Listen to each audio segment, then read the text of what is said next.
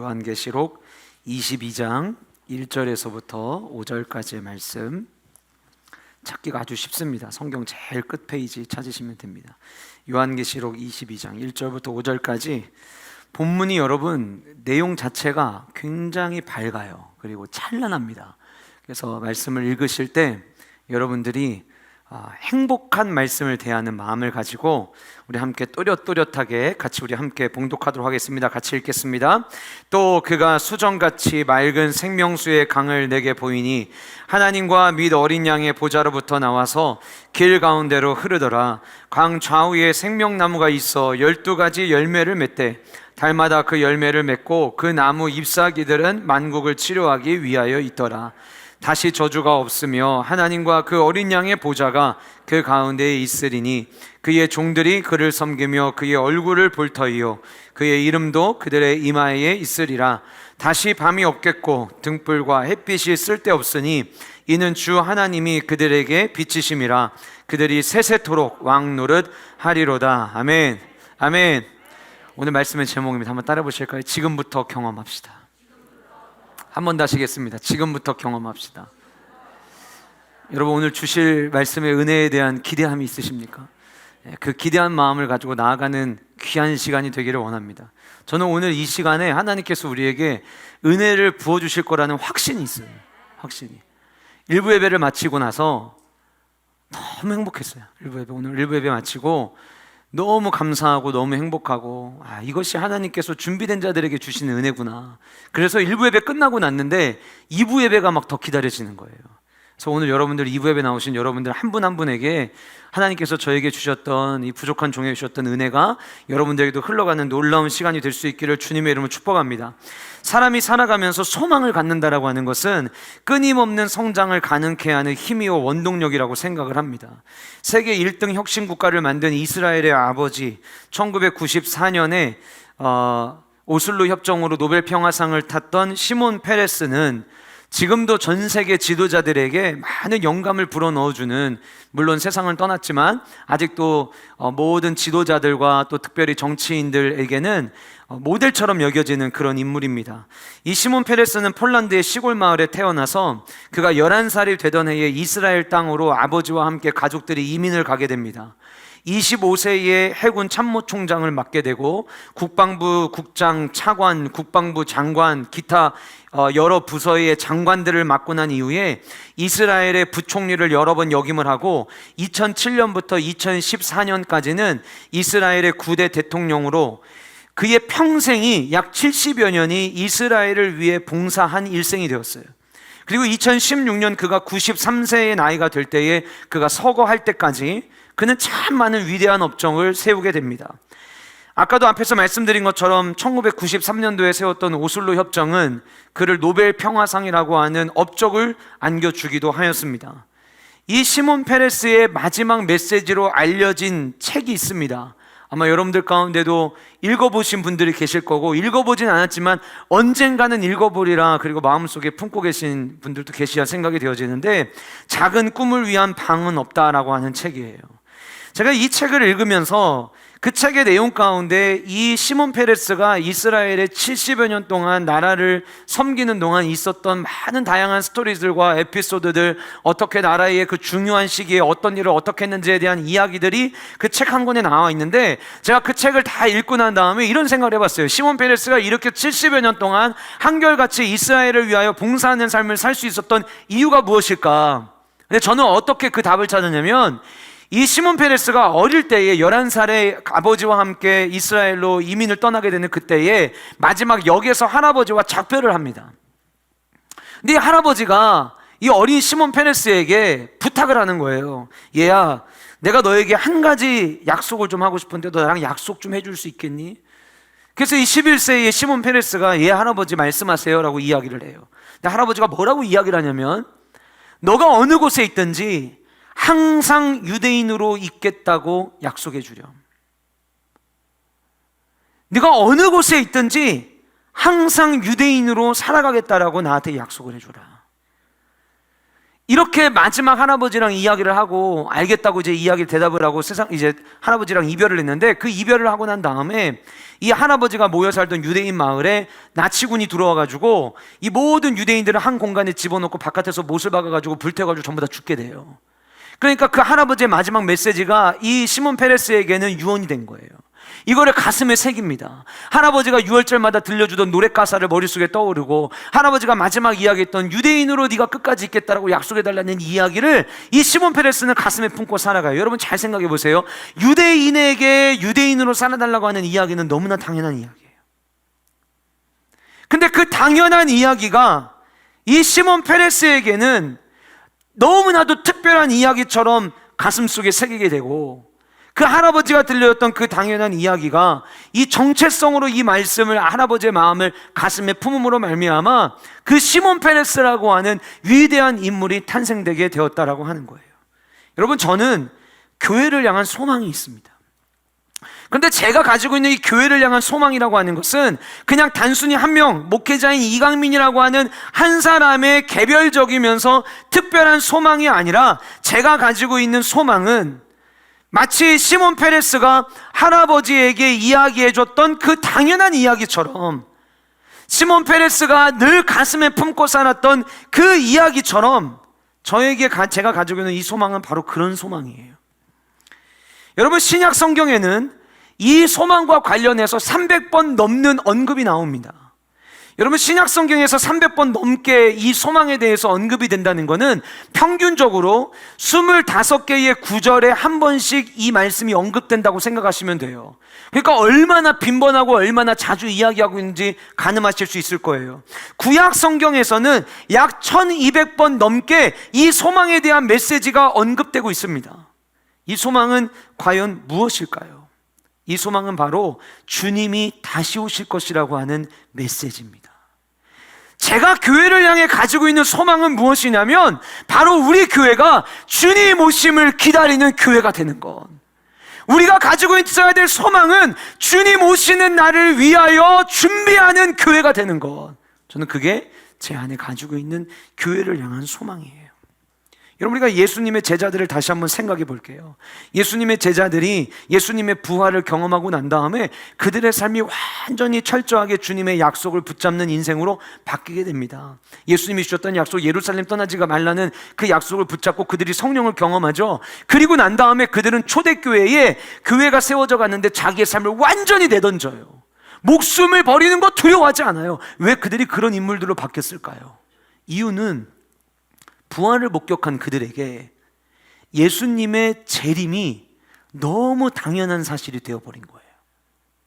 내가 죽게 될 거야, 그리고 나는 다시 살아날 거야 라고 말씀하셨던 그 주님이 말씀하신 대로 십자가에 못 박혀 죽으시고 말씀하신 대로 부활을 하셨는데, 그 주님이 승천하시면서, 여러분, 살아있는 그 모습으로 하늘 위로 올라간다는 게 여러분 보통 장면입니까? 그런데 올라가시면서 뭐라고 말씀하셨냐면, 너희가 본 모습 이대로 내가 다시 올 거다.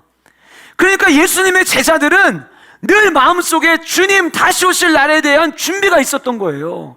내가 죽으면 어떠하겠냐, 내가 고통받으면 어떠하겠냐, 어차피 마지막 또 주님이 승리하실 건데, 주님이 다시 오실 건데. 그러니까 그 재림이 이 예수님의 제자들의 가슴 가운데 새겨졌던 거예요. 제가 이 예수님의 제자들을 보면서 신앙생활의 중요한 본질을 찾게 됐어요. 무엇이냐, 예수 그리스도의 십자가 사건과 예수 그리스도의 부활을 믿는 신앙은 반드시 주님 다시 오심을 기다리는 신앙의 모습으로 나타나야 한다는 거예요. 주님이 죽으시고 부활하셨는데 그 모습 그대로 다시 오실 거에 대한 소망을 우리는 가져야 된다고 하는 겁니다. 여러분, 성경 전체의 스토리의 시작은 창세기 1장입니다. 그리고 성경 전체 모든 스토리의 마지막은 오늘 저와 여러분들이 읽은 요한계시록 22장이에요. 오늘 말씀을 잘 이해하려면 창세기 1장을 잠깐 봐야 돼요. 창세기 1장 1절에 우리가 잘 아는 말씀이 나오죠. 태초에 하나님이 천지를 창조하시니라. 그리고 1장 2절에 어떤 말씀이 나오냐면, 땅이 혼돈하고 공허하며 흑암이 깊음 위에 있었더라. 하나님께서 천지를 창조하시고 이 하나님의 창조 사역을 시작하기 전에 땅이 어떤 상태였냐면 혼돈하고 공허하고 흑암이 기품이 있었다. 이 혼돈과 공허라고 하는 말은 어떤 의미냐면 땅에 아직 생명이 없는 상태. 근데 그냥 생명이 없는 게 아니라 생명력 있는 무엇인가를 생산할 수 없는 상태였어요. 질서가 없는 상태. 모든 것들이 어지럽혀져 있는 상태. 근데 우리 하나님은 어떤 하나님이에요? 우리 하나님은 창조의 하나님이요, 우리 하나님은 질서의 하나님이신 거예요. 혼돈하고 공허하여, 그 다음 뭐라고 얘기합니까? 흑암이 기쁨이 있다. 흑암이 뭡니까? 성경에서 여러분, 흑암은 악, 불행, 죽음, 이런 어두움을 상징합니다. 그러니까 빛이 없어서 어두운 게 아니라 이 빛이 있으면 밝음이라고 하는 상황이 형성되는 것처럼 지금 이 흑암 때문에 모든 세상이 어두워져 있는 거예요. 자, 이런 상황에서 하나님께서 천지를 창조하시는데 1장 2절에 후반부에 이런 말씀이 있어요. 뭐라고 되어 있냐면 하나님의 영은 수면 위에 운행하시더라. 한번 따라 해보실까요? 하나님의 영은 수면 위에 운행하시더라. 자, 이 성경 전체에서 하나님의 영이라는 단어와 수면 위에 운행하신다라고 하는 이 동사가 결합된 곳은 딱 두 군데 나와요. 근데 그 두 군데 중에 한 군데가 오늘 이 창세기 1장 2절이고 또 한 곳이 어디에 나오냐면 신명기 32장 11절에 나오는데 우리 같이 신명기 32장 11절을 같이 읽도록 하겠습니다. 화면 보시고 읽겠습니다. 시작.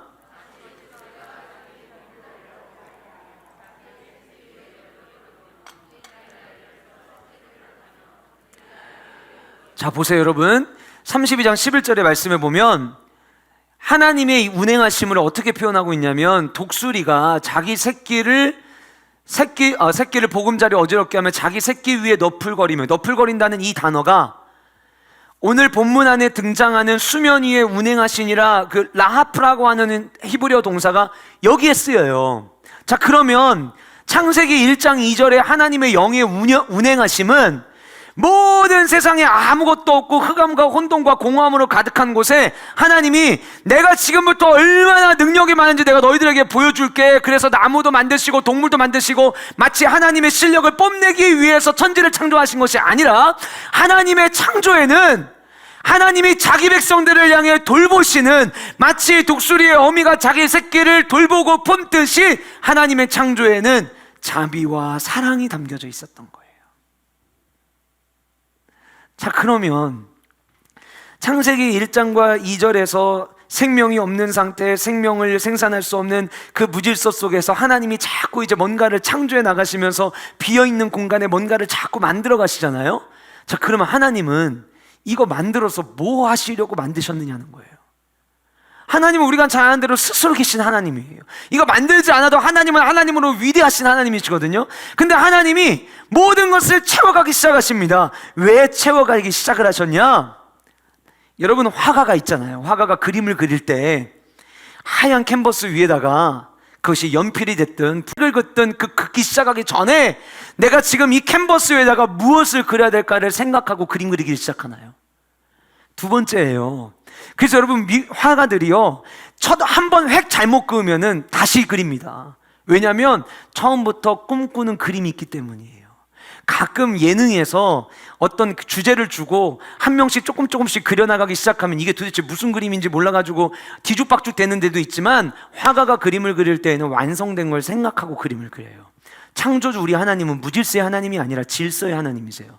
우리 하나님이 천지를 창조하실 때에는 마지막 완성될 그림을 염두에 두셨어요. 그 마지막 염두에 두신 그림이 뭐냐면 오늘 저와 여러분들이 읽은 요한계시록 22장 1절부터 5절까지 더 정확하게 이야기하면 요한계시록 21장과 22장이에요. 우리 하나님은 요한계시록 그 마지막 내용을 가지시고 천지를 창조하기 시작하셨다고 하는 거예요. 그런데 여러분, 생각을 해봅시다. 요한계시록 22장 1절부터 5절까지의 말씀을 저와 여러분들이 함께 읽었는데, 요한계시록 22장 1절부터 5절까지의 말씀은 지금 우리가 경험하는 모습을, 우리가 경험할 수 있는 거를 그려놓은 거예요? 아니면 마지막 주님 다시 오시는 날, 그 마지막 새하늘과 새 땅이 완성되는 날 경험할 수 있는 거를 묘사해 내온 거예요? 두 번째예요. 마지막 주님 오시는 날, 새하늘과 새 땅이 완성되는 날 이루어지는 모습이 22장 1절부터 5절까지예요. 그럼 두 번째 질문, 그러면 저와 여러분들은 22장 1절부터 5절까지의 말씀과 아무런 상관없이 우리는 살아야 되느냐? 그렇지 않아요. 우리는 22장 1절부터 5절까지 마지막 이루어질 그 모습을 지금 이 시대를 살아가면서 맛보는 삶, 연습하는 삶을 우리는 살아가야 된다라고 하는 거예요. 연동교회를 담임하고 계시는 이성희 목사님께서 LA에 계실 때 미국 서부가 지진대에 속해 있다 보니까 강도 6, 7 되는 커다란 지진은 아닐지라도 자주 지진이 일어나곤 한다고 합니다. 그러다 보니까 LA 지역에 있는 우리 아이들은 학교에서 지진 대피 훈련과 수업들을, 이 가르침들을 계속 주기적으로 받는데요. 그러면은 이제 아이들이 학교에서 수시로 지진 대비 훈련도 하고, 이 캘리포니아주에 있는 학교들은 학교 안에 지진이 났을 때를 대비해서 식량도 준비해 놓고 항상 그렇게 대비를 하는데, 우리가 민방위 훈련하면은 가끔 라디오 나와서 이럴 때는 어떻게 대처해야 되는지 전문가들이 나와서 이야기하듯이, 이 지역에 이 지진 대피 훈련을 할 때 방송에서 한 캘리포니아 공과대학의 지진학 교수가 이 방송에 나와서 대비책을 이야기하는데 이런 이야기를 하더래요. 지진이 언제 일어날지는 아무도 모릅니다. 그러나 지진을 대비한 사람들에게는 지진이 그렇게 두려워할 일은 아닙니다. 주님 언제 오실지 우리 아무도 몰라요. 그런데 주님 오심을 이 땅을 살아가면서 준비하고 기다리고 연습한 사람들은요, 주님 오시는 그날이 두려운 날이 아니에요. 오늘 저와 여러분들이 읽은 이 본문은 매우 찬란하지만, 우리에게는, 믿는 성도들에게는 찬란한 말씀이지만 어떤 누군가에게는 심판의 날이에요. 그러니 우리가 이 땅을 살아가면서 어떻게 준비하고 어떻게 연습하느냐는 굉장히 중요하다라고 하는 거예요. 그래서 저는 오늘 이 말씀을 통해서 저와 여러분들이 이 말씀을 마음에 품고 우리가 주님 앞에 서는 그날까지, 주님은 다시 오심을 기다리는 성도로서 우리는 무엇을 위한 삶을 살아야 되느냐, 이거를 같이 생각해 보려고 하는 거예요. 여러분, 남녀가 만나서 연애를 시작을 합니다. 연애를 하면서 시간 가는 게 그렇게 아깝고, 밤새 통화하고 나서도 또 아침에 일어나면 잘 잤냐고 물어보고, 그 연애할 때가 막 알콩달콩한 게 막 있어요. 그러면 자연스럽게 뭐를 꿈꾸게 되냐면 결혼을 꿈꾸게 돼요. 그래서 두 사람이 연애하는 동안 좋은 추억들이 많으면, 야, 우리 결혼하자. 그래서 결혼에 대한 이제 꿈을 꾸면서 결혼식은 언제 할 건지, 청첩장은 어떤 디자인으로 만들 건지, 서로가 꿈꿨던 결혼식의 모습은 어떤 모습인지, 그 안에서 조율하기도 시작하고, 신혼여행은 어디로 가서 어떤 시간들을 보낼 것인지, 결혼하고 난 다음에 아이 계획은 어떻게 세울 것인지, 그 아이들이 자라나면 우리는 그 아이들을 믿음 안에서 어떻게 양육할 것인지, 막 이런 계획들을 세워요. 그런데 예전에는 우리 어른들이 연애하다 보면 서로 사랑 싸움도 하고 한다고 하지만, 지금 우리가 살아가는 시대에 굉장히 이슈가 되고 있는 무서운 일들이 있죠. 데이트 폭력이에요. 여러분, 연애를 하는 과정에서 상대방이 연인 관계가 되어 있어야 될 이 두 사람이, 한 사람은 가해자가 되고 한 사람은 피해자가 돼서 막 서로를 때리고 폭행당하고 이런 과정 가운데 있다고 한번 생각을 해봅시다. 여러분, 그런 사람들은 행복한 결혼을 꿈꿀까요? 내가 막 두들겨 맞고 있으면서 막 눈물 흘리면서 우리 나중에 행복한 가정을 이루기 위해서 결혼하자, 이런 얘기가 나올까요? 그러지 않아요. 일부 예배 때는 제가 저희 아내가 없어서 조금 편하게 이야기를 했는데, 저는 음식 만드는 걸 굉장히 좋아해요. 그리고 여러분, 그 부심이라는 단어 있죠. 부심. 축구에서 주심 부심 말고 요즘에 그 젊은 사람들이 예를 들어서 내가 가지고 있는 차에 대해서 나는 자부심이 있어, 그러면 차부심이라고 이야기하고, 군대 갔다 온 사람들이 자기 군 생활에 대한 막 이 자랑을 하면 그게 군대부심이라고 이야기하고, 군부심이라고 이야기하고, 그 단어 뒤에다 부심이라는 걸 붙이거든요. 그렇게 따지면 저는 약간 요리부심이 있어요. 저희 아내가 집에서 요리를 하다가, 자기가 요리를 하다가 영 맛이 안 나는 것 같으면 저를 불러요. 여기로 와봐, 한번 이 맛 좀 봐봐. 그럼 제가 이제 맛을 보면 이제 맛 있는데, 거기에 뭔가 조금 더 들어가면 좋겠다 싶어가지고 제가 이제 양념을 조금 더 추가를 하거든요. 그럼 저희 아내가 감탄을 해요. 아니, 어떻게 맛을 이렇게 내? 막 이렇게 얘기를 한단 말이에요. 자, 제가 요리를 한다고 가정을 해볼게요. 마지막에 완성될 요리를 머릿속에 생각하고 요리를 시작을 합니다. 그러면 이제 제가 중간에 일부러 아내를 불러요. 여보, 일로 와봐. 그래서 왜? 내가 아직 간 안 봤는데 이거 맛 어떤가 한번 맛 좀 봐봐. 가끔 우리 여러분들 그런 분들 있죠. 내가 간 안 보고 요리했는데 이거 맛이 있을지 모르겠네, 이렇게 얘기하시는 분들 계시죠. 근데 모르겠지만 만약에 제 경우라면 그거 사실 뻥입니다. 중간에 맛 본 거예요. 맛을 봤는데 너무 맛있으니까 어떤 마음을 가지고 맛보라고 이야기하는 거냐면, 이거 아직 완성된 거 아니야, 이거 중간 맛인데 한번 맛 봐봐. 이 안에는, 제 안에 숨겨진 메시지가 있어요. 이거 아직 완성된 거 아닌데 한번 먹어봐. 지금 아직 완성도 안 됐는데 이 정도면, 이거 완성되면 어떻게 되겠냐, 이거를 얘기하려고 하는 거예요. 여러분, 제가 왜 여러분들에게 이런 말씀을 드리냐면, 마지막 주님 오시는 그 찬란함에 대하여 누가 재림을 기다릴까? 누가 주님 오시는 그날을 갈망할까? 누가 요한계시록 22장 1절부터 5절까지의 말씀을 보면서 와, 그날에 대한 소망이 있고 그날에 대한 갈망이 있고, 주여 나도 빨리 그날이 왔으면 좋겠습니다, 누가 그렇게 반응할까? 제가 가만히 생각을 해보니까 주님 앞에 나와서 예배할 때마다 하나님의 나라를 맛보는 사람, 주님 앞에 예배하러 나올 때마다 주님의 은혜를 경험하는 분들, 주님 앞에 나와서 말씀 듣고 나니까 와, 오늘 또 내가 은혜 받아서 내가 살아갈 수 있구나, 그래서 그 하나님의 은혜 가운데 감격하는 삶을 살아가면요, 예배 끝나고 돌아갈 때마다 우리의 삶의 소망이 이번 주에는 어떻게 계약을 해야 되냐, 이번 주에 우리 자녀들 또 어떻게 돌봐야 되냐, 이게 아니라 그 하나님의 은혜를 경험하면, 야, 내가 오늘 주님 앞에 나와서 예배하는 것이 이 정도인데 주님 앞에 서가지고 모든 성도가 함께 예배할 때 기가 막히겠구나. 지난주에 우리 글로벌 특세했어요. 제가 화요일날 사랑의 교회 처음으로 참석했잖아요. 처음으로 사랑의 교회 특별 새벽 기도가 있다는 얘기는 들었고 수많은 사람들이 모인다는 이야기는 들었지만 제가 직접 참석해 본 건 처음이었어요.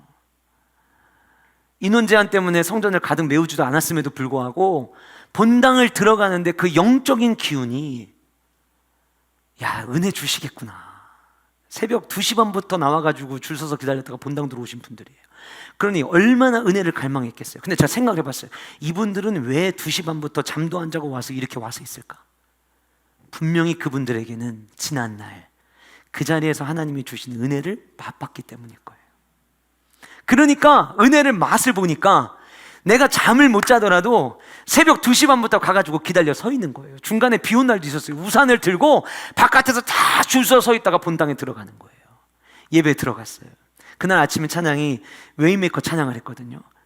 현장에서 여러분 주역이 운행하시는 그 찬양을 부르는데 그 본당을 아직 가득 메우지도 않았음에도 불구하고 그 성도들이 함께 찬양하는 그 찬양의 가사 속에서 하나님의 기름 부으심과 하나님의 은혜를 막 온몸으로 느끼는 거예요.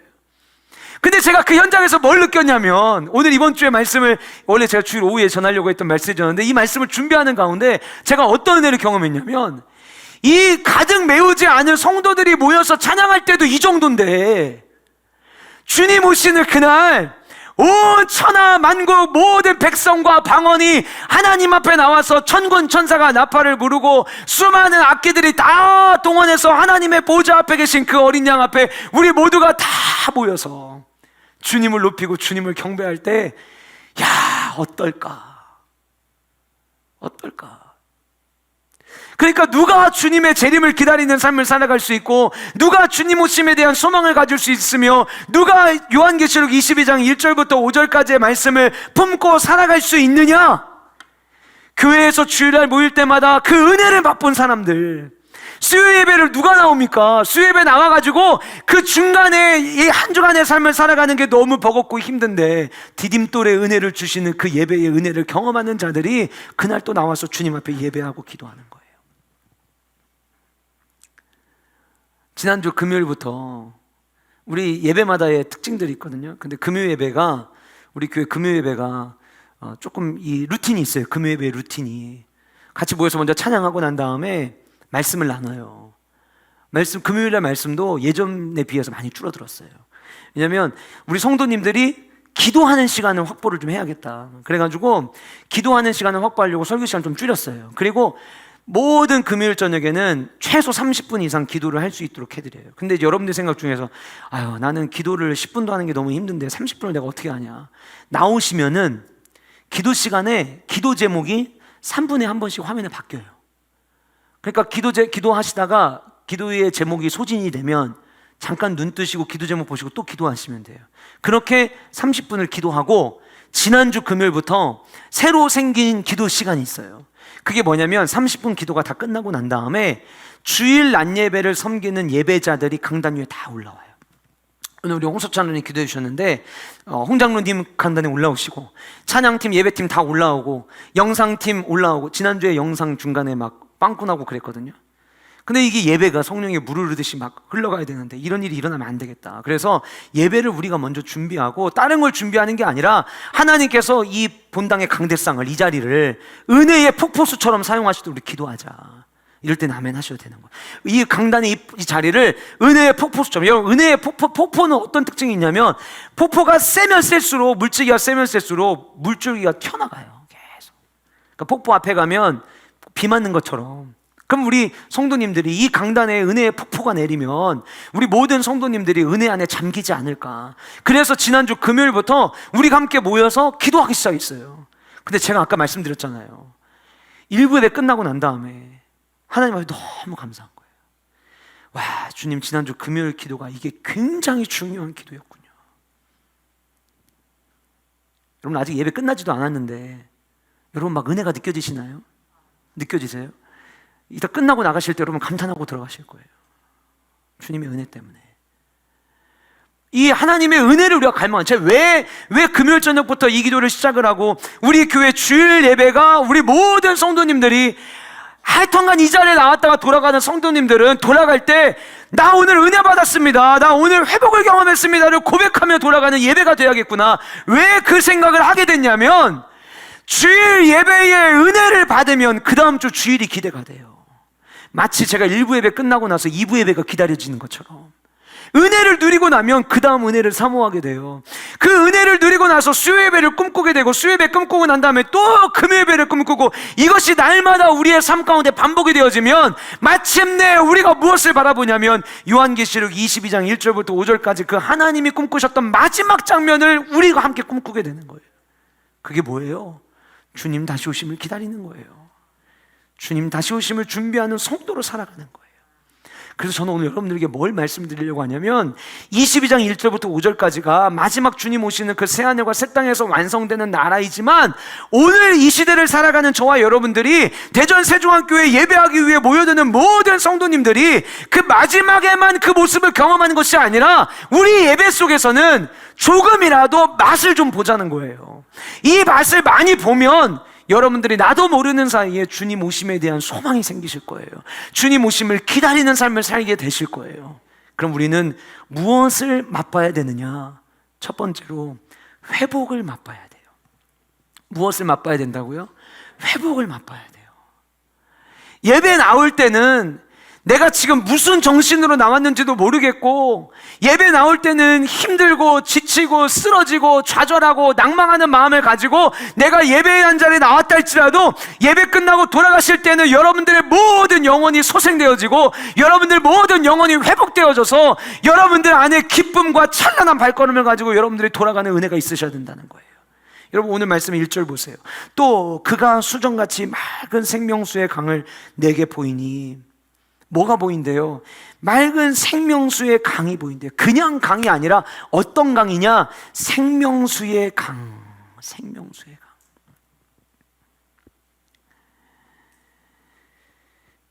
여러분, 창세기 2장 10절을 보시면, 창세기 2장 10절에 이제 요한계시록 마지막 장면을 잘 이해하려면 성경을 딱 접어가지고 제일 앞에 어떤 내용을 있나 비교해서 보면은 이해가 확 돼요.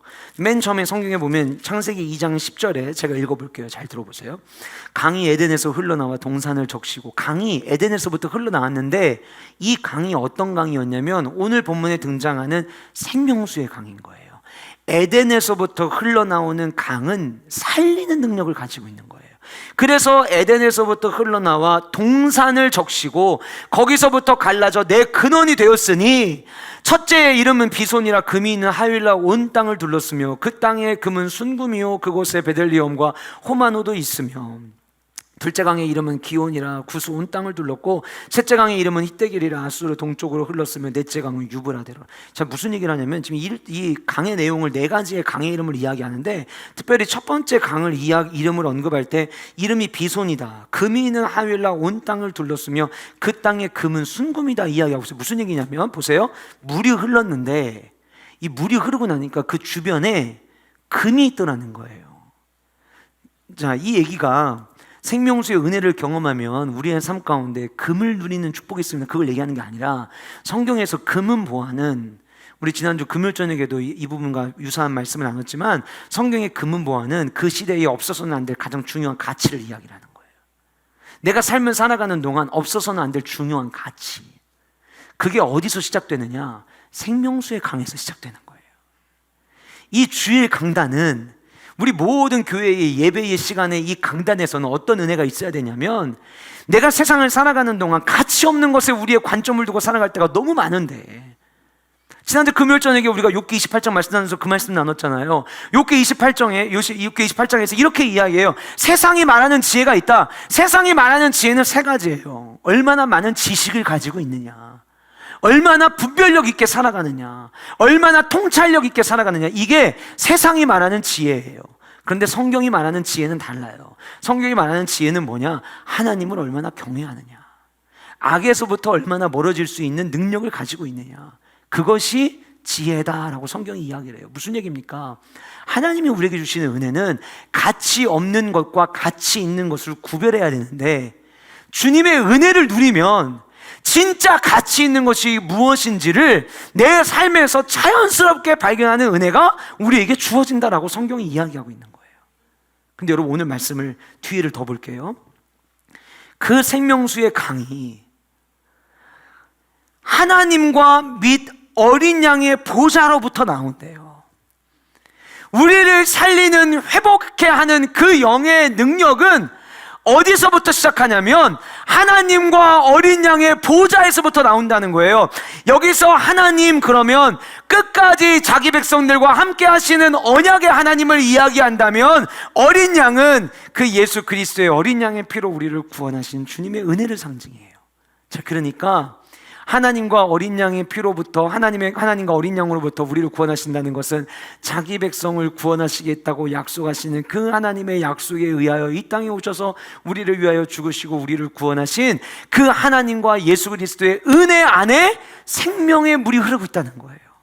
여러분, 교회가 어느 곳입니까? 교회가 뭐 하는 데예요? 교회는 우리를 향한 하나님의 약속을 받고 우리를 위해 피 흘려 죽으신 예수 그리스도의 그 보혈의 은혜를 경험하는 곳이 교회예요. 예배할 때마다 우리가 뭘 누려야 되냐면 그 하나님과 어린 양의 보좌로부터 흘러나오는 그 생명수의 은혜를 저도 여러분도 누려야만 한다라고 하는 거예요.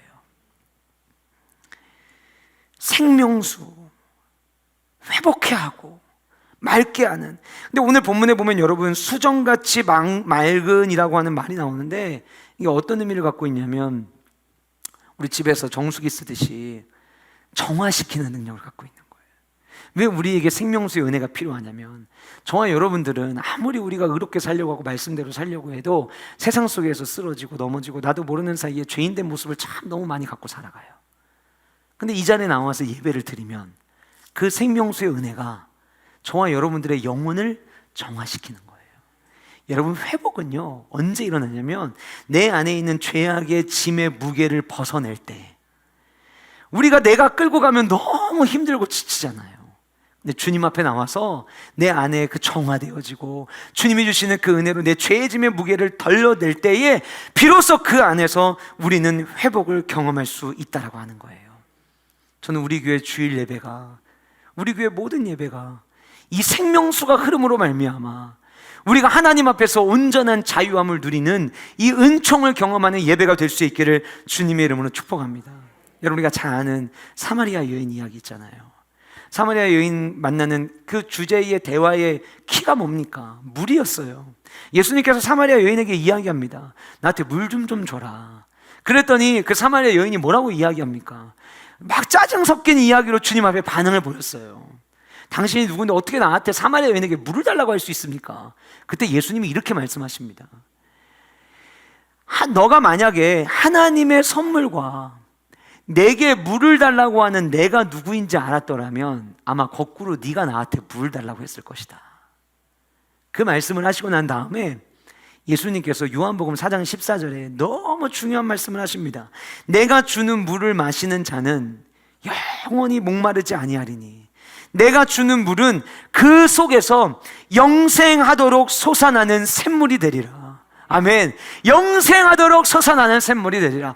하나님의 은혜는 어떤 은혜냐면 옛날에 한 번 받고 그거 울고먹는 은혜가 아니라 날마다 솟아나는 샘물. 주님 앞에 나와서 예배하고 나면 왜 또 그 다음 예배를 우리가 갈망해야 되냐면 오늘 내가 예배하고 났는데 그 예배를 통해 하나님께서 내 영혼 가운데 샘솟는 그 생수의 은혜를 내게 주셨노라고 하나님 앞에 감격하고 감탄하고, 그래서 나도 모르게 또 그 다음 예배를 사모하게 되고, 오늘 또 이 은혜를 주셨는데 다음 주에는 또 하나님이 어떤 은혜를 주실까. 그래서 예배가 조건적 반응에서 일어나는 것이 아니라 내가 좋으면 계속 기웃거리게 되는 무조건적 반응처럼 은혜를 내가 맛본 자로서, 생명수를 맛본 자로서, 회복을 맛본 자로서 다시 그 회복의 자리를 꿈꾸는 놀라운 은혜와 역사가 저와 여러분들 가운데 있기를 주님의 이름으로 축복합니다. 우리 모든 주일 예배의 시간들이, 수요 예배가, 금요 예배가 여러분들의 영이 회복되어지는 놀라운 회복의 장소가 될 수 있기를 주님의 이름으로 축복합니다. 두 번째로 교제의 기쁨을 맛봐야 합니다. 교제의 기쁨을 맛봐야 돼요. 우리가 예배하러 나올 때마다 교제의 기쁨을 맛봐야 마지막 주님 다시 오시는 날에 대한 소망을 가질 수 있다는 거예요. 여러분들이 아시는 분들 아시겠지만 제가 요즘 다양한 교제를 하고 있어요. 참 하나님이 만남에 너무 좋은 축복을 주셔서 참 좋은 교제를 하고 있는데, 어제도 제가 서울에 다녀왔거든요. 새벽 열차 타고 올라갔다가 수업 듣고 내려왔는데 저희 아내가 어제 저한테 그러더라고요. 오늘 새벽부터 금요일 성령 집회 끝나고 그리고 이제 토요일 날 새벽에 올라가니까 금요일 예배 끝나고 토요일 날 새벽부터 갔다 와서 내일 주일 지나고 또 월요일 날 새벽에 내일도 좀 올라가는데 올라가려면 피곤하지 않아? 저한테 그러더라고요. 근데 제가 아내한테 그랬어요. 그래도 그곳에서 누리는 것들이 있으니까 행복한 것 같아. 제가 그 얘기를 했어요. 새로운 교제를 통해서 이번 주에는 하나님이 내게 어떤 은혜를 주실까? 이 교제를 통해서 하나님은 오늘 나의 시선을 또 얼마나 넓혀주실까? 그거를 맛을 보니까 그 다음에 대한 기대가 자꾸 생기는 거예요. 여러분, 오늘 말씀해 보시면 길 가운데 흐르더라라는 말씀이 나오죠. 우리가 흔히 요한계시록을 이야기할 때 계시록은 묵시 언약이라고 이야기해요. 이 묵시 언약들은 어떤 특징을 갖고 있냐면 그냥 읽어지는 대로 문자대로 다 이해가 되는 게 아니라 그 문자 내면에 숨겨져 있는 의미가 있고 숨겨져 있는 언어들이 있어요. 그래서 요한계시록 읽으면 좀 어렵게 느껴질 때가 많이 있어요. 근데 오늘 본문 안에서 이 2절에서 길 가운데로 흐르더라라고 하는 이 말의 의미는 하나님과 영원한 교제를 누린다라고 하는 것을 의미하고 있어요. 그러니까 생명수의 그 강이 그냥 흐르는 게 아니라 그 생수의 강이 흐름으로 말미암아 어떤 일들이 일어나냐면 하나님과 친밀한 교제를 경험하게 되는 거예요. 여러분, 오늘 우리가 예배를 드리잖아요. 오늘 우리가 예배를 드리고 하나님 말씀을 나누는데 저는 오늘 이 말씀이 22장 2절의 말씀이 여러분들에게 길 가운데로 흐르더라 강 좌우에 생명나무가 있어 12가지 열매를 맺되 달마다 그 열매를 맺고 그 나무 잎사귀들은 만국을 치료하기 위하여 있더라 라는 이 문자 그대로 여러분들에게 들리지 않기를 저는 소원해요. 제가 오늘 예배를 준비하면서 어떤 마음을 가졌냐면 하나님 이 2절의 말씀이 우리 성도님들에게 이 문자 그대로 귀에 들어오는 것이 아니라 하나님께서 사랑하는 딸아, 사랑하는 아들아, 나는 오늘 너와 함께 걷기를 원해. 나는 오늘 이 말씀을 통해 너를 향한 나의 마음을 네가 발견했으면 좋겠어. 나는 오늘 이 예배를 통하여 얘야 나는 너에게 회복을 주기를 원한다 라고 하는 나의 음성을 네가 듣기를 원해. 이렇게 하나님 이 말씀이 우리 성도님들의 귓가에 마음에 주여 들리게 하여 주시옵소서. 이게 제 기도였어요. 왜 그러냐? 그렇게 들리면은요 하나님과 친밀해져요. 하나님의 그 말씀을 들으면 내가 하나님과 더 가까워지는 거예요.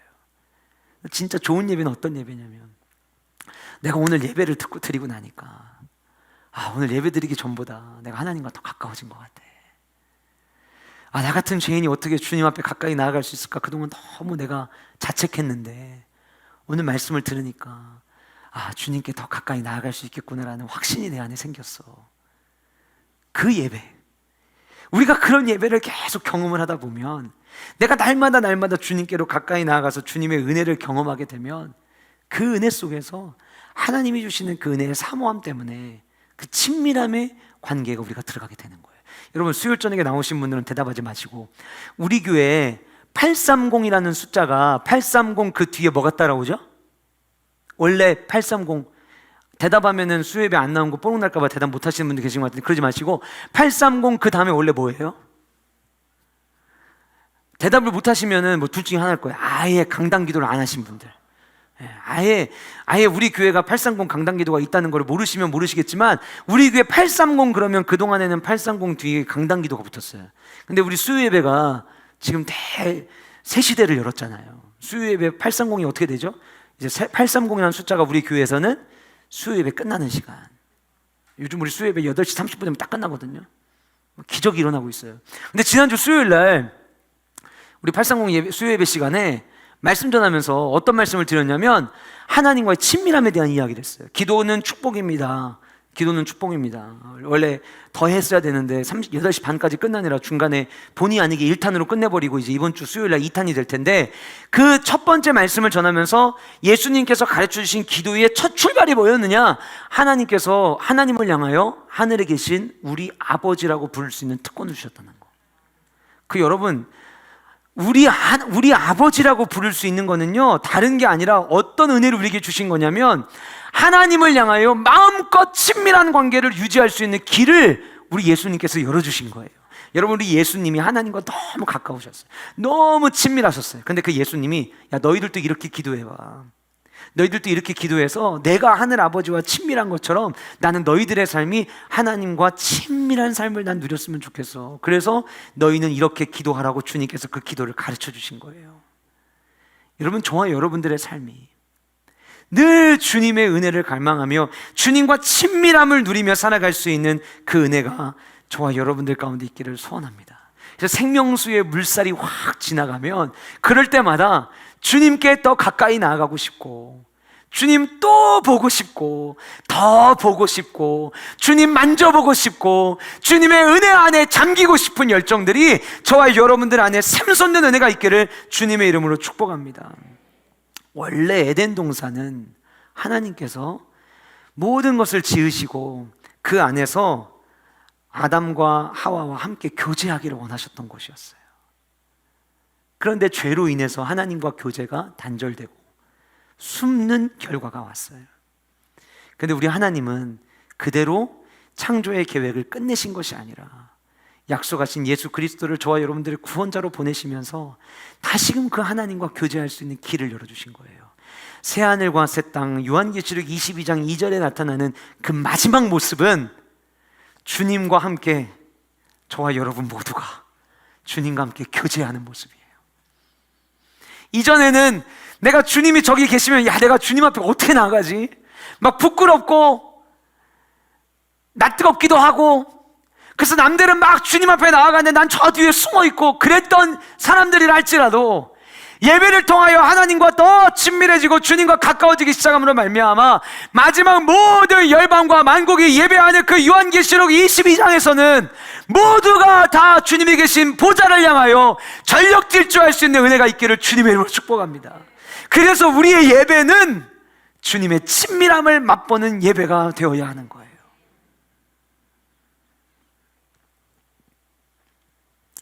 오늘 말씀에서 그 하나님의 친밀함이 그냥 친밀함에서 끝나느냐? 그렇지 않아요. 이 친밀함이 우리에게 주어지는 은혜가 있는데, 어떤 은혜가 있느냐? 달마다 열매를 맺고 그 나무 잎사귀들은 만국을 치료하기 위하여 있더라. 하나님과의 친밀한 교제는 우리를 고치십니다. 우리를 낫게 하십니다. 예배를 드리다가 육체적 질병이 있는 분들이 말씀에 믿음으로 아멘으로 고백할 때 병 고침 받는 역사가 일어나기를 원하고, 예배하러 나올 때 두려운 마음과 떨리는 마음을 갖고 나왔던 분들이 주님 저에게도 이 은혜가 있기를 원합니다 그래서 전심으로 마음 깊은 곳에서부터 아멘을 외칠 때에 그 마음에 있었던 모든 염려와 근심이 사라지는 회복이 일어나기를 간절히 소원합니다. 내가 누구랑 지금 교제하느냐는 그래서 너무 중요한 거예요. 우리의 모든 예배가 하나님과의 친밀한 그 교제의 기쁨을 맛보는 놀라운 은혜와 축복이 있기를 주님의 이름으로 축복합니다. 세 번째로 우리가 맛봐야 되는 것은 축복을 맛봐야 돼요. 축복. 교회가 축복 이야기하면 기복주의라고 이야기하는 분들이 계시지만 우리는 성경의 말씀을 거스르면 안 돼요. 성경의 말씀에서 뭔가 잘못됐다면 그게 문제가 되겠지만 성경은 늘 하나님과 동행하는 자들, 먼저 그의 나라와 의를 구하는 자들에게는 복을 주신다라고 하는 것이 성경의 메시지의 핵심이에요. 오늘 말씀도 마찬가지예요. 여러분 3절 말씀 보세요. 다시 저주가 없으며 하나님과 그 어린 양의 보좌가 그 가운데 있으리니 그의 종들이 그를 섬기며 그의 얼굴을 볼 터이요 그의 이름도 그들의 이마에 있으리라. 뭐가 없대요? 뭐가 없대요? 저주가 없대요. 저주가. 여러분 저주의 반대말은 무엇입니까? 축복이죠. 근데 오늘 본문에서 이야기하는 저주가 뭐냐를 먼저 알아야 돼요. 오늘 본문에서 이야기하는 저주는 죄로 말미암아 완전히 파멸된 상태에 있는 사람들, 다시 말하면 용서함을 받지 못한, 회개를 받지 못한 사람들에 대한 이야기예요. 그런데 22장 1절부터 5절 그 새하늘과 새 땅은 그런 사람들이 있을 수 없는 곳이에요. 거기는 누구만 존재할 수 있냐면 예수 그리스도의 구원의 은혜를 고백하고 예수 그리스도의 십자가의 은혜로만 구원받는다는 이 확신을 가지고 살아가는 자들, 그들에게는 이 저주가 없대요. 제가 이 말씀을 묵상하면서 하나님 우리 교회의 모든 예배가 이 은혜가 있게 해줘요. 왜 기도하게 됐냐면 여러분 성도로 교회를 다니면서 성도의 삶 가운데 반드시 해결하고 짚고 넘어가야 될 문제는 구원의 문제예요. 이거보다 더 중요한 문제가 없어요. 성도가 하나님이 오늘 또 나에게 생명을 붙여주셔서 예배하는 현장에 나를 부르셨다면 이 예배하는 현장이 나의 구원을 확신하고 확인하는 자리가 되어야만 해요. 왜요? 언제 죽을지 모르기 때문에. 그 마지막 새하늘과 새 땅의 마지막 모습은 구원받지 못한 자들은 설 수 없는 곳이에요. 반대로 구원받은 자들만 설 수 있는 곳, 그 땅에는 저주가 없어요. 여러분 창세기에서 하나님께서 에덴 동산을 만들어 주셨는데 선악을 알게 하는 나무 열매 먹지 말라고 했는데 그 선악을 알게 하는 나무 열매를 먹게 되죠. 그리고 난 다음에 온 게 뭐예요? 모든 인류에게 들어온 게 뭐예요? 죄의 그림이었어요. 죄의 그림자. 로마서 5장에 이야기합니다. 한 사람으로 인하여 죄가 말미암아 들어왔던 것처럼 한 사람으로 인하여 그 죄의 문제가 씻겨지고 우리를 의에 이르게 한다. 그게 누구예요? 예수 그리스도예요. 그러니까 예수 그리스도의 은혜가 없이는 요한계시록 22장의 이 모습을 맛볼 수가 없는 거예요. 그럼 바꿔서 이야기해 봅시다. 우리가 오늘 이 자리에 예배하러 나올 때마다, 우리가 모든 주님 앞에 나와서 예배할 때마다 아직 내 안에 구원의 확신이 없는 분들은 구원의 확신을 발견하는 자리가 되어야겠지만 이미 구원의 확신을 가지고 있는 성도님들이 이 예배 시간에 어떤 은혜를 경험해야 될까요? 오늘도 역시 나는 하나님의 은혜로 살아가는구나, 오늘 또 나를 구원하시는 분은 예수 그리스도의 보혈의 은혜밖에 없구나를 우리는 날마다 예배하는 자리에서 우리는 경험해야만 하는 거예요. 그런데 여러분, 우리가 한 가지 더 생각해야 될 게 있어요. 오늘 본문에서 다시 저주가 없으며 라고 이야기하고 난 다음에 그 다음에 이렇게 이야기합니다. 그 어린 양의 보좌가 그 가운데 있으리니 그의 종들이 그를 섬기며. 자, 축복을 맛봐야 되는데, 예배를 통하여 하나님의 축복을 맛봐야 되는데, 이 축복을 맛보면 따라오는 모습이 있다는 거예요. 그게 어떤 모습이냐? 하나님을 섬기는 모습이에요. 다시 말씀드릴게요. 예배를 통하여 하나님이 주시는 은혜가 있으면 그 다음 어떤 모습이 따라와야 된다고요? 섬기는 모습이 따라와야 돼요. 이래야 또다시 하나님이 주시는 축복을 맛보고 또다시 섬기고 또다시 하나님의 은혜 맛보고 또다시 섬기는 선순환, 영적인 선순환이 일어나는 거예요.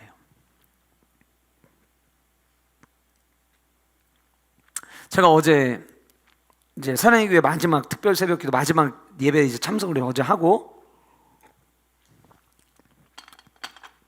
예배를 끝나는데 떡을 나눠줘요. 떡을 다 개별 포장되어 있는 떡이에요.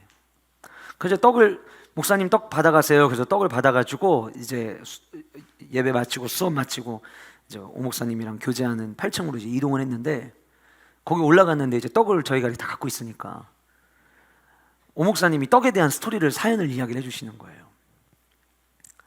사랑교회 성도 중에 떡집을 하는 분이 계시는데 이분이 특세 기간 동안 너무 은혜를 많이 받은 거예요. 여러분 요즘 얼마나 힘듭니까? 자영업 하시는 분들 얼마나 힘들겠어요. 그런데 새벽마다 부어주시는 하나님의 은혜가 자기가 견딜 수가 없는 거예요. 그래서 마지막 날 새벽에 나오는 성도님들을 내가 섬기고 싶다. 내가 근데 할 수 있는 게 내가 떡 만드는 것밖에 못 하는데 떡집을 하니까 내가 떡 만드는 것밖에 못 하는데 내가 성도님들을 떡으로 좀 섬길 수 있는 기회를 좀 주세요. 그러신 거예요. 그래서 그분이 사랑의 교회 새벽에 마지막 날 나오시는 분들을 위해서 떡이랑 꿀물을 준비하셨어요. 어제 마지막 현장에 나와서 예배하신 분들이 3,000명이에요. 200명이 아니고 3,000명이 먹을 수 있는 떡을 준비를 하신 거예요. 제가 그분이 떡집이 얼마나 큰지도 모르겠고 직원이 얼마나 되는지 모르겠지만 그래도 여러분 3,000명의 떡을 만들려면요 아마 모르면 몰라도 금요일 하루 종일 떡 만드셨을 거예요. 미리 만들어 놓은 거를 냉동시켜다 꺼내오지 않았을 거예요. 따뜻한다는 걸 보면. 그리고 만약에 그렇다고 한다면 새벽 예배를 드리기 위해서 2시 반부터 나가갖고 예배를 드리고 하루 종일 열심히 삶의 현장에서 살고 났는데 그 하루 종일 잠도 못 자신 분이 그 다음날 새벽에 나오는 분들을 위해서 하루 종일 떡을 만든 거예요. 떡도 그냥 만든 게 아니라 이번 주제가 그리스도가 왕이 되게 하라 해가지고 왕관 모양이 있었잖아요. 떡 한가운데다가 왕관을 다 새겨놨어요.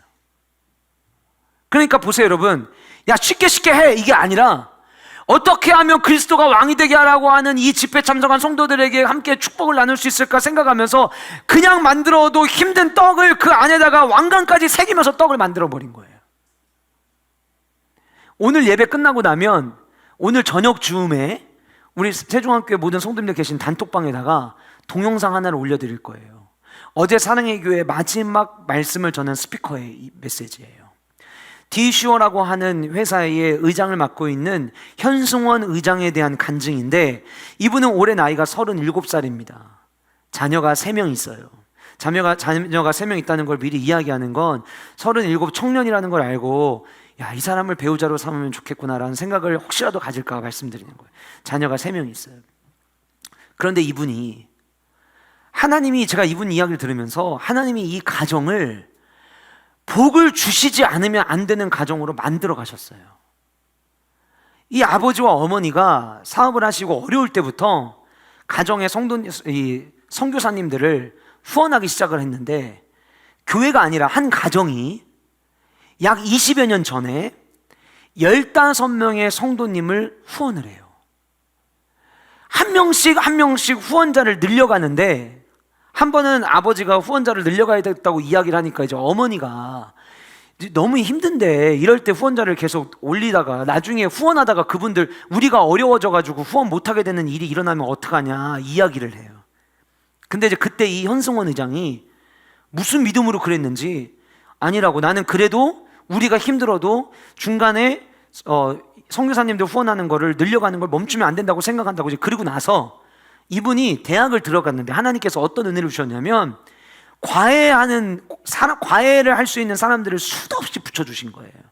얼마나 많이 붙여주셨냐면 이분이 대학교 2학년이 되고 동생이 대학교 1학년에 들어왔을 때 이 두 사람이 아버지에게 제안을 해요.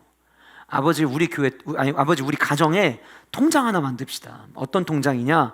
선교사님들을 후원하는 전용 통장을 만듭시다. 아버지 요즘 사업 어려우신데 아버지가 매달마다 선교사님 후원을 위해서 매달 그 가정이 250만 원을 선교사님을 후원을 했대요. 근데 그걸 아버지가 혼자 다 감당이 힘드니까 아버지 50만 원만 하시고 이번 달부터 내가 200만 원을 후원을 하겠습니다. 대학생이 하는 얘기예요. 그리고 동생이 100만 원을 후원을 하겠습니다. 그러면은 250만 원을 매달마다 지출하고 나머지 남는 100만 원을 가지고 선교사님들이 한국에 들어오시면 그분들을 섬기거나 대접하는 일에 아빠가 이걸 쓰십시오. 그래서 가족 통장을 만든 거예요. 더 자세한 얘기는 여러분들 그 영상을 보세요. 그분이 지금 어느 정도로 하나님이 복을 주셨냐면, 이분이 기아대책이랑 같이 함께 이제 동아시아 지역을 함께 다니면서 어려운 아이들을 돌보게 되는데, 캄보디아인가 나라를 갔는데 그 나라에 아이들이 학교가 없는 거예요. 근데 질문을 안 해도 되는 거를 이분이 자기도 모르게 질문을 했대요. 아니 얘네들 학교도 없는데 학교 하나 지으려면 얼마가 필요합니까? 좋은 학교 하나 지으려면 한국 돈으로 한 5억 있으면 짓습니다. 그리고 이분이 그걸 받아버린 거예요. 알겠다고, 짓겠다고. 그렇게 학교를 몇 개를 짓기로 그분이 결정하시냐면 50개의 학교를 짓기로 결정을 해요. 5억짜리를 50개를 짓기로 결정을 해요. 그리고 나서 하나님께서 이분에게 얼마나 복을 주셨냐면, 지금 이분이, 저는 처음 들었거든요, 이분의 기업을. 그리고 이 현승원 의원이라는 분도 처음 들었는데 1년 연 매출이 1,500억이에요. 그거 다 어디다 쓰냐면 하나님 나라를 세우는 데 써요. 이분이 간증 마지막에 이런 얘기를 합니다. 하나님께서 내게 복을 주실 때에는 섬기라고 하나님이 주시는 거고, 어차피 이거는 내 것이 아닙니다. 여러분, 하나님의 축복을 받은 자들은 끊임없이 그 하나님의 축복이 흘러가게 하는 거예요. 여러분, 저는 우리 교회 공동체가, 우리 모두가 하나님의 복을 먼저 많이 받는 교회 되기를 원합니다. 왜 복 받느냐? 그래서 서로가 서로를 섬기고, 서로가 우리 지역을 섬기고, 서로가 어려운 이웃들을 함께 섬기며 나아가는 그런 교회 공동체가 됐으면 좋겠어요. 그래서 왜냐?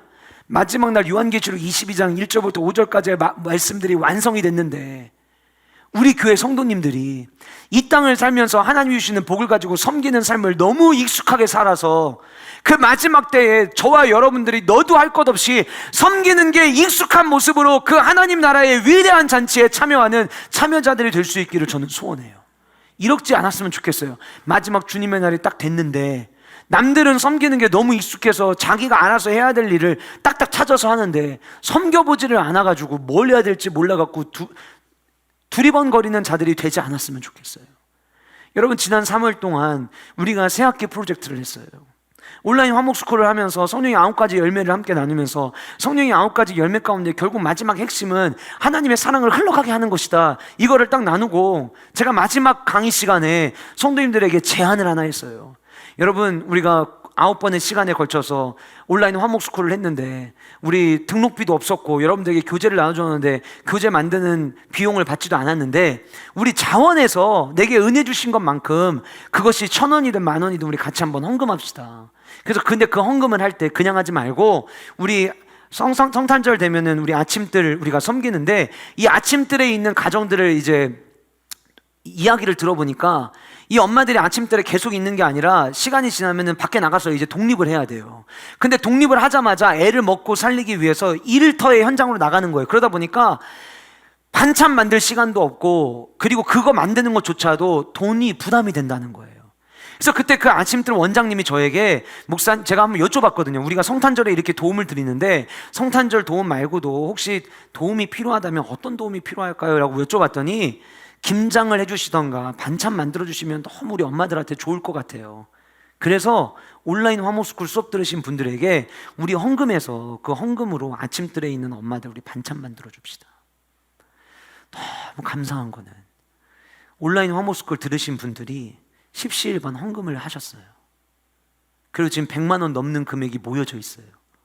원래 이거를 가지고 반찬 만들기 하려고 하는 딱 그때에 대전에 확진자가 갑자기 많아지면서 반찬을 만들려면 같이 모여서 만들어야 되는데 모일 수가 없잖아요. 그래서 지금 미루고 있어요. 아침때에는 이야기를 해놓고 이것만 조금 풀리면 우리가 반찬 만들어서 가겠습니다. 우리가 하나님으로부터 말씀의 은혜를 받잖아요. 그러면 그 다음에 이게 섬김으로 흘러가게 해야 돼요. 저는 우리 교회가 매번 예배 때마다 하나님이 주시는 은혜가 너무 풍성해서, 주님이 내게 주시는 그 축복이 너무 강해서, 그 축복으로 인해서 다른 사람을 섬기는 모습들이 곳곳에서 흘러가는 교회 공동체 되기를 주님의 이름으로 축복합니다. 첫 번째, 뭐를 맛봐야 된다고 했죠? 회복을 맛봐야 되고, 두 번째는 교제의 기쁨, 세 번째는 축복을 맛봐야 돼요. 축복을 맛보는 이유는 그 축복이 무엇을 향해 흘러가게 하기 위해서? 섬기기 위해서. 마지막, 존귀한 신분을 맛봐야 합니다. 존귀한 신분. 우리 5절 말씀 같이 한번 읽어보실까요? 5절 같이 한 목소리 읽겠습니다. 시작.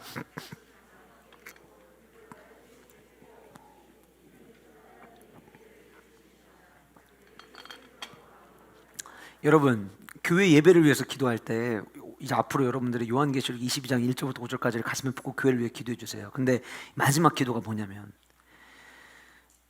주님 앞에 나와서 예배할 때마다 위로부터 하나님께서 부어주시는 찬란한 빛이 이 자리에 나와서 예배하는 모든 성도님들에게, 여러분들의 영혼에 그 찬란한 빛이 확 비춰지는 은혜가 있도록 기도하세요. 오늘 말씀이 뭐라고 이야기하냐면, 다시 밤이 없겠고, 처음에 시작할 때 흑암에서 시작인데 이제는 다시 그 주님이 오심으로 말미암아 완성되는 그 새하늘과 새 땅에서는 이젠 다시는 밤이 없겠고, 그 어둠을 비추기 위해서 등불과 햇빛이 필요했는데 이제는 그 등불과 햇빛이 필요하지 않는, 근데 그 찬란한 영광의 빛이 마치 왕의 왕관의 보석과 서로 마주하면서 찬란한 빛으로 비치는 것처럼, 하나님께서 비춰주시는 그 빛을 맛보면 어떤 일이 일어나느냐? 그들이 세세토록 따라하시겠습니다. 왕노릇 하리로다. 한 번 더 하시겠습니다. 왕노릇 하리로다. 세상에서 살아가는 동안 코로나로 인해서 제한받는 것도 많고 어렵고 힘들고, 때로는 오늘 예배하러 나오는데 나의 삶의 모습을 보면 내가 교회 다니는 사람이라는 거 말하는 게 부끄러울 만큼 때로는 내 모습이 초라해버리고, 어려워도 이렇게 어려울 수 있나 싶은 생각이 내 안에 들고, 그래서 하나님 앞에 나와서 예배를 드리고 나를 주님의 자녀라고 부르신다고 우리가 찬양은 부르지만 그 주님의 자녀로서의 그 어떤 메리트도 하나도 못 느끼는 것 같고, 그렇게 살아가는 저와 여러분들이 주님 앞에 나와서 예배하면 그 말씀의 찬란한 빛이 여러분들을 비추고, 그 찬란한 빛이 여러분들 안에 비칠 때 나도 모르게 내 안에 주님께서 주셨던 그 왕의 자녀로서의 그 왕관의 빛이 비춤으로 말미암아, 그래 맞아, 내가 하나님께서 나를 왕으로 부르셨고 왕의 자녀로 부르셨고 왕노릇하는 성도로 부르셨다라고 하는 이 사실의 은혜를 발견하는 놀라운 은혜가 저와 여러분들 안에 있기를 주님의 이름으로 축복합니다. 우리가 잘 아는 말씀이죠. 베드로전서 2장 9절에 그러나 너희는 택하신 족속이요 왕같은 제사장들이요 거룩한 나라요 그의 소유가 된 백성이니, 그 다음 이렇게 이야기해요. 이는 너희를 어두운 데서 불러내어 그의 기이한 빛에 들어가게 하신 이의 아름다운 덕을 선포하게 하려 하심이라.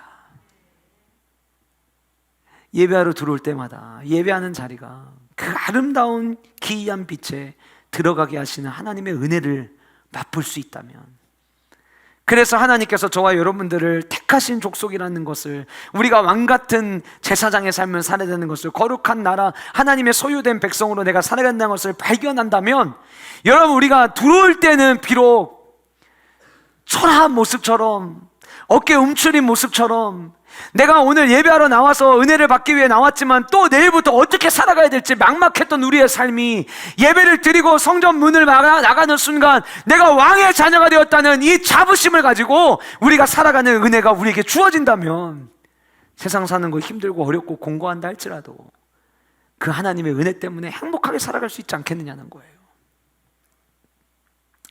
저는 여러분, 우리 교회가 예배드리면 뭐해? 라는 교회 되지 않았으면 좋겠어요. 그럼에도 불구하고 예배드려야지. 나 그럼에도 불구하고 예배하러 나가야 돼. 왜요? 그 예배하는 자리에 나오니까 내가 누군지를 알게 되는 거예요. 예배하는 자리에 나오기 전에는 보잘것없는 한 사람이요 늘 상처투성인 나의 모습인데 주님 앞에 나아가서 예배를 드리면, 말씀을 드리면 내가 얼마나 존귀한 자인지 하나님께서 들려주시는 그 은혜를 우리가 경험하자는 거예요. 여러분, 시편 16편 3절에 참 기가 막힌 말씀이 있습니다. 땅에 있는 성도들은 존귀한 자들이니. 한번 따라해 보실까요? 땅에 있는 성도들은 존귀한 자들이니. 한 번 다시 할게요. 땅에 있는 성도들은 존귀한 자들이니. 여러분, 우리 지금 땅 위에 있어요? 땅 아래에 있어요? 그럼 우리 어떤 사람들이에요? 존귀한 사람들이에요. 세상이 여러분들을 향해 뭐라고 손가락질하고 세상 사람들의 기준으로 여러분들이 어떤 모습을 비춰지는지는 중요하지 않아요. 성경은 뭐라고 이야기하냐면 땅 위에 성도들은 존귀한 자들이래요. 그리고 난 다음에 그 뒤에 이런 말씀이 있어요. 나의 모든 즐거움이 그들에게 있도다. 아멘. 나의 모든 즐거움이 그들에게 있도다. 여러분들이 성도로서 이 땅을 살아가면서 존귀하게 살아가고 주님 앞에 나와서 예배할 때마다 내가 왕노릇해야 되는 하나님의 존귀한 하나님의 자녀임을 발견함으로 말미암아 예배 끝나고 성전문을 나설 때에는 우리 안에 무엇이 가득해야 되냐면 즐거움이 가득해야 된다는 거예요. 그래서 제가 늘 이야기하는 게 뭐예요, 여러분? 신앙생활은 행복하게 해야 된다. 신앙생활은 기쁘게 해야 된다. 왜요? 성도라는 그 자체 하나가 우리 안에 즐거움을 주는 거예요. 여러분, 움츠리지 마세요. 힘드시잖아요. 어렵잖아요. 언제 도대체 끝날까? 두려움 속에서 미래에 대한 불안 속에 우리가 살아가잖아요. 그러나 우리는 왕노릇하며 살아가야 되는 존귀한 자들이에요. 그 존귀한 마음, 하나님의 그 찬란한 빛으로부터 주시는 주님의 그 은총이 예배하는 자리에서 늘 발견되어질 수 있기를 주님의 이름으로 축복합니다. 예전에는 많이 불렀던 찬양이에요. 근데 요즘에는 이 찬양을 그렇게 많이 부르지는 않는 것 같아요. 축복송이라는 찬양인데 이 찬양 가사를 좀 보실까요? 1절에 때로는 너의 앞에 어려움과 아픔이 있지만, 지금 우리의 삶을 꼭 이야기하는 것 같아요. 이 목적은 다르지만, 모양은 다르지만 때때로 우리의 삶 가운데 어려움과 아픔이 있지만 담대하게 주님을 바라보는 그 영혼이, 이 찬양의 가사는 뭐라고 이야기하냐면 얼마나 아름다운지,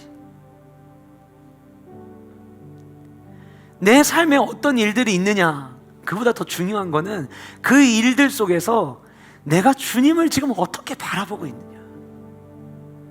진짜 아름다운 모습은 힘들고 쓰러지고 지칠 때에 삶을 포기하는 자리에 있는 게 아니라, 힘들지만 절망이 내 앞에 다가왔지만 그럼에도 불구하고 은혜 주시는 하나님, 그 하나님 앞에 나가면 그 하나님이 나에게 은혜를 더 주실 거야. 그거를 바라보고 주님 앞에 나아가 주님을 바라볼 때 그 영혼의 모습이 아름답다 이야기하는 거예요. 2절의 찬양 가사는 베드로전서 2장 9절에 있는 말씀이에요. 너는 택한 족속이요 왕같은 제사장이며 거룩한 나라 하나님의 소유된 백성.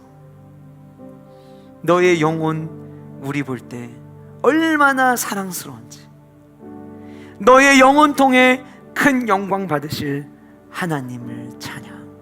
오 할렐루야. 우리가 예배하는 자리에 나올 때마다 우리를 향한 주님의 음성으로 이 찬양의 가사를 가슴에 새기고 살아갈 수 있는 은혜가 있기를 주님의 이름으로 축복합니다. 너는 택한 족속이요 왕같은 제사장이며, 두 손을 가슴에 모으고 찬양할까요? 거룩한 나라 하나님의 소유된 백성. 세상이 여러분들에게 뭐라고 이야기하는지 중요하지 않아. 너의 영혼 우리 볼 때 얼마나 사랑스러운지, 얼마나 사랑스러운지,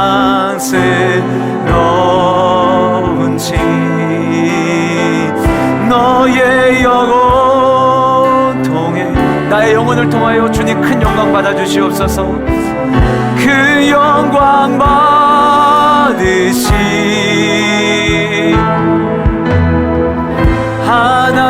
하나님을 찬양. 오 할렐루야. 너의 영혼 통해 큰 영광 받으시 너의 영혼 통해 그 영광 받으시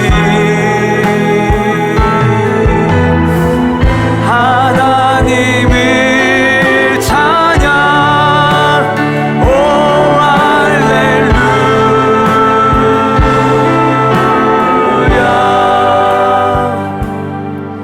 할렐루야. 주님 앞에 예배할 때마다 주님 앞에서만 비춰지는 그 찬란한 빛, 나의 영혼에 비추시는 그 빛, 그 빛으로 인해서 아 주님, 제가 잊고 살았습니다. 나는 왕노릇해야 되는 주의 백성인데 내가 잊고 살았습니다. 주님 다시 깨닫게 해주셔서 감사합니다. 내가 내일부터의 시작, 나의 하루의 삶이 이제는 택하신 족속답게 왕같은 제사장으로서의 삶을 살아가게 하여 주시옵소서. 이것을 우리가 예배드릴 때마다 발견할 수 있기를 주님의 이름으로 축복합니다. 그래서 사랑하는 여러분, 우리의 예배가 이러한 예배가 되어질 때 저와 여러분들 안에 조금씩 아 주님 만나고 싶다, 아 주님 뵙고 싶다, 마지막 날 주님 앞에서 예배할 때 얼마나 행복할까. 하나님, 나의 오늘 하루의 삶이 헛되게 살지 않게 하시고 주님의 재림을 기다리는 성도로 살게 하여 주옵소서. 내 삶의 간절한 기도와 갈망이 주님 앞에 섰을 때 내 몸과 마음과 뜻을 다하여 나의 왕 되신 주님을 섬기기를 소원합니다. 이것이 저와 여러분들의 모습이 되기를 간절히 소원합니다. 여러분, 요한계시록 22장 1절부터 5절까지의 말씀을 경험한 자들은 어떤 반응을 보이게 되어 있느냐, 22장 20절의 반응을 보게 되어 있어요. 우리 이 말씀 같이 읽고 예배 마치도록 하겠습니다. 요한계시록 22장 20절 같이 한 목소리 함께 읽겠습니다. 이것들을 이르시되 내가 진실로 속히 오리라 하시거늘 아멘. 주 예수여 오시옵소서. 한 번 더 읽겠습니다. 이것들을 증언하신 이가 이르시되 내가 진실로 속히 오리라 하시거늘 아멘. 주 예수여 오시옵소서. 우리 두 손 높이 들고 아멘. 주 예수여 오시옵소서. 한 번 다시 하겠습니다. 아멘. 주 예수여 오시옵소서. 우리 두 눈 감고 우리 한 번 더 고백합시다. 아멘. 주 예수여 오시옵소서. 이 자리에 주여 한번 부르짖고 기도하시겠습니다.